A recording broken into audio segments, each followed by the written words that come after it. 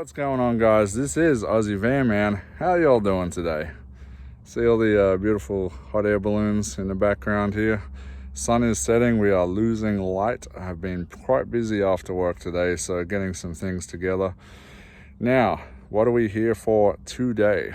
Today, we are here to show you what do I pack when I'm getting ready to go out for a search. And by search, I mean I do in my spare time. If you've watched my video before, I do search for missing hikers or missing people in the wilderness. Now we have quite a few items laid out here on the ground, as you can see. Okay, let's get down low here so you can all have a look. Okay, obviously I can't go anywhere without having a decent backpack to carry everything. As you can see here, my friend bought me this one. It actually has a camel pack in it, but I don't always use the camel pack. Sometimes I pack water instead. It's just easier that way sometimes. All right, so what are we going to put in this bag? Okay, so water. Need water when going on a search. Now I bring at least 8 bottles. If I think I'm going to be out for longer or it's going to be a hotter day, I'll carry at least up to 12 bottles of water with me. So let's put those in.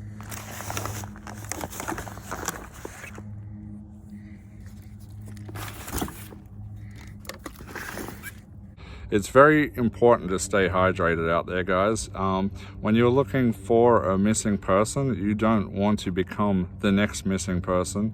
You don't want to become a liability for the people that are out there trying to search for these people. Now, why am I packing all this today? Well, I'm actually going out for a search tomorrow. Tomorrow, I will be joining up with the Daniel Robinson search team. The Maricopa County Sheriff's Department will be there, and I do believe we'll have over 200 search volunteers for this. So his father, who runs the page, please help find Daniel, will be out there coordinating the search, and it's going to be a pretty large scale one of the largest searches that I've actually been on. And we only have one day because this search will be on private owned property, ranch property, and they're only giving us one day to search out there, so we have to make it count, guys. All right, so what's next on the list? Also, I carry, that is my drone inside there. I have a DJI Mini SE drone, as you can see in there, tucked away. So that goes in. What else do we got? Well, we have my GoPro and spare batteries all in here. They'll also be going inside there. And we have a pair of Bushnell binoculars. They're not fantastic ones, but they certainly do the job. We also carry a flashlight in case I have to search a mine, or in case I go into a cave or I'm stuck out overnight. So we'll put that in the front here. A little bit hard to pack with one hand, but we'll see. Now, I pack this in my bag, but take it out when I'm out there. This is my Garmin eTrex 35T Touch.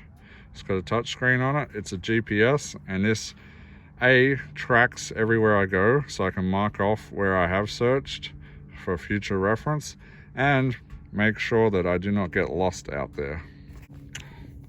I carry this on me also, a knife. Not so much for personal protection, but you never know. But you may have to cut something if you get stuck up in something, or knife's always handy to have out there. I also carry these nut bars because they're a great source of energy. And again, if you're stuck out there, you get injured and you're stuck out overnight, you have something to keep you going.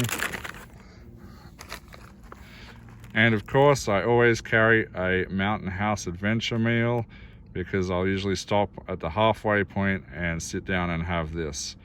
And again, they're very simple, just need hot water. I usually pre-prepare it before I head out and eat it along the way. Probably will not be bringing this tomorrow because I don't know how long I'll be out there. So I probably won't be needing this tomorrow.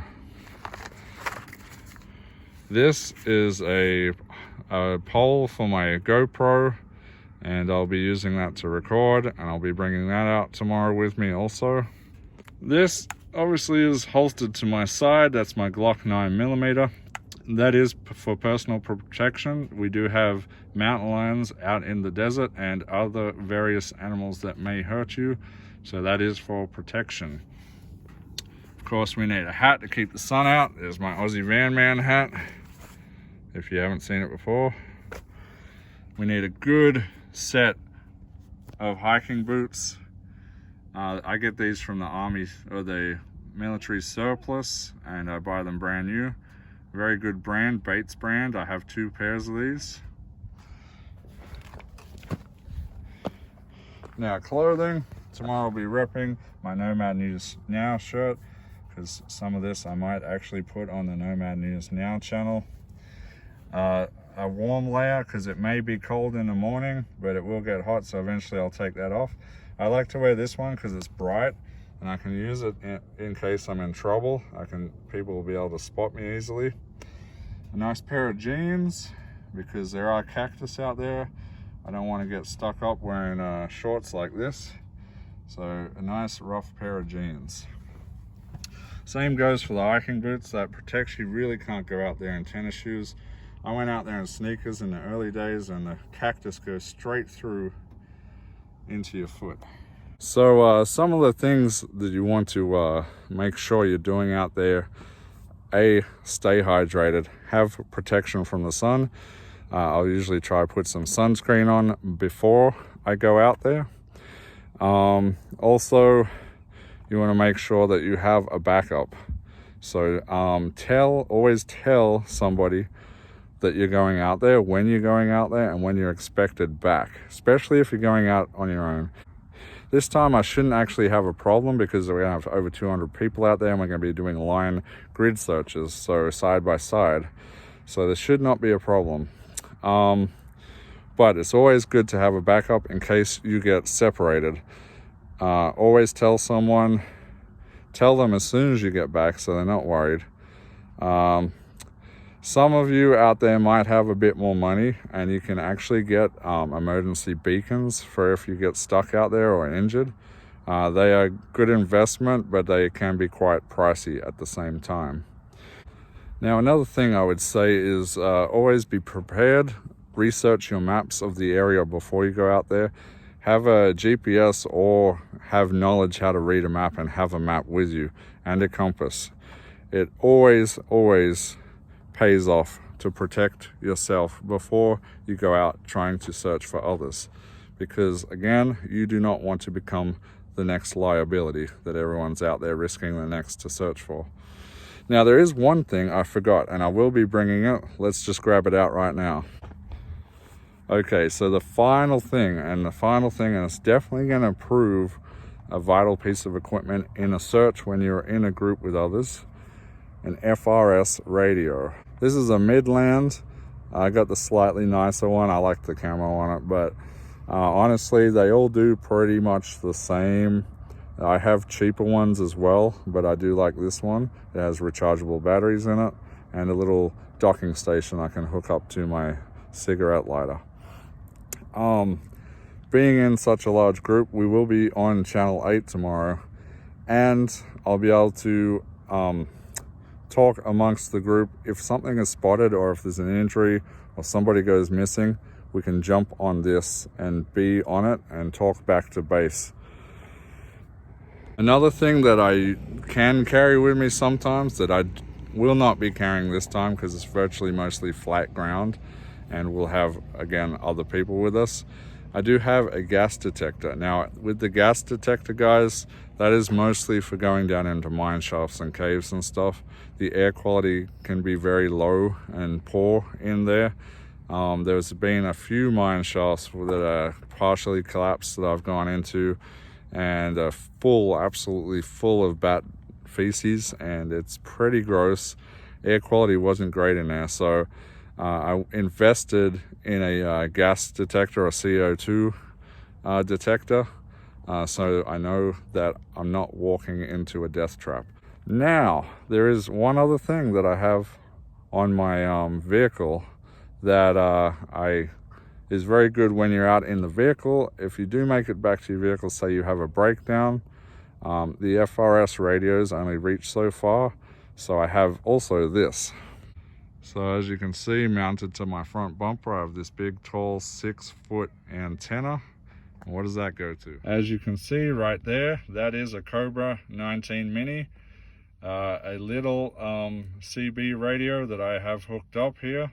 And I have a power board right here, powering things. I have that there is actually my fridge running off of here, and it goes back behind my wall here.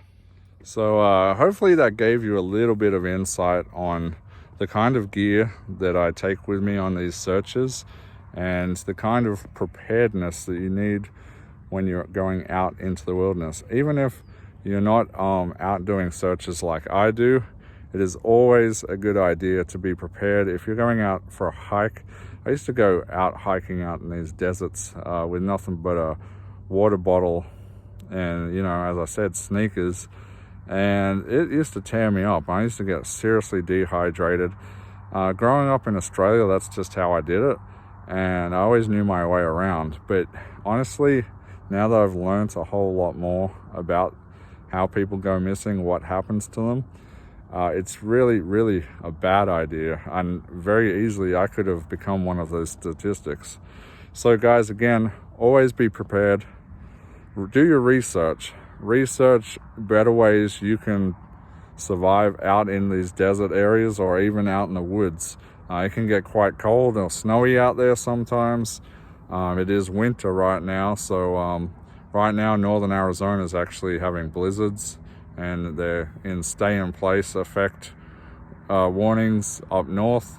So yeah, you would perish pretty quickly out there. So again, guys, hopefully this has given you some insight. Maybe on another video we can go into it a little bit more. But stay safe out there, guys, because I do not want to come looking for you. Now, let me know below what you bring out with you on your hikes. Do any of you do searches as well? If not, what do you bring with you? What do you do to stay prepared and survive out there? How many of you out there like going hiking? Where's your favorite hiking destination? All right, guys, until next time, you know what to do. Hit the like, subscribe, comment below. This is Aussie Van Man. We'll see you later.